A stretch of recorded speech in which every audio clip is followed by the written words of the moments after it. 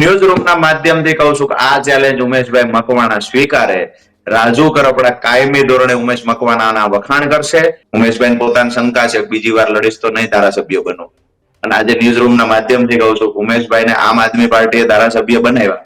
હવે એમના જીવનમાં કોઈ પાસે કોઈની ટિકિટ લાવીને એકવાર ધારાસભ્ય બની જોવે. રાજુ કરપડા જાહેરમાં વખાણ કરવા તૈયાર છે. કોઈ પણ પાર્ટીમાં અપક્ષ નહીં, ભાજપ કોંગ્રેસમાં તાકાત હોય ત્યાંથી ટિકિટ લઈ આવે અને બોટાદમાં ફરી વખત ઉમેશભાઈ જીતીને બતાવે. આ આમ આદમી પાર્ટી એ છે સામાન્ય પરિવારમાંથી આવતા વ્યક્તિને સત્તાના સુકાન સુધી પહોંચાડે.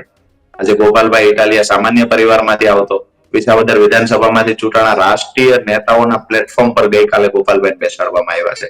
ગોપાલભાઈને આખા દેશમાં એક મેસેજ ગુજરાતમાંથી આપવાનું કામ ગોપાલભાઈએ કર્યું છે. અને 100% હું કહીશ કે આવનાર સમયમાં દેશની રાજનીતિ ગુજરાતમાંથી નક્કી થશે.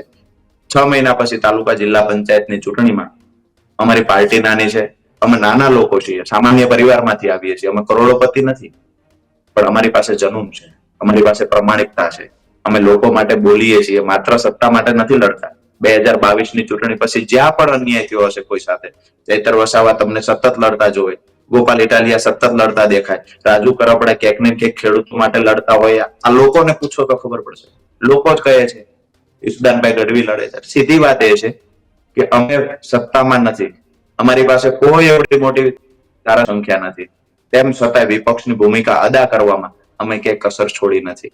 ભારતીય જનતા પાર્ટીને કોઈનો ડર હોય આમ આદમી પાર્ટીનો છે. અને આવનાર સમયમાં રાજકીય ઉથલ પાથલ ગુજરાતમાંથી જ થશે અને જે આખા દેશમાં પછી એનો વ્યાપ વધશે.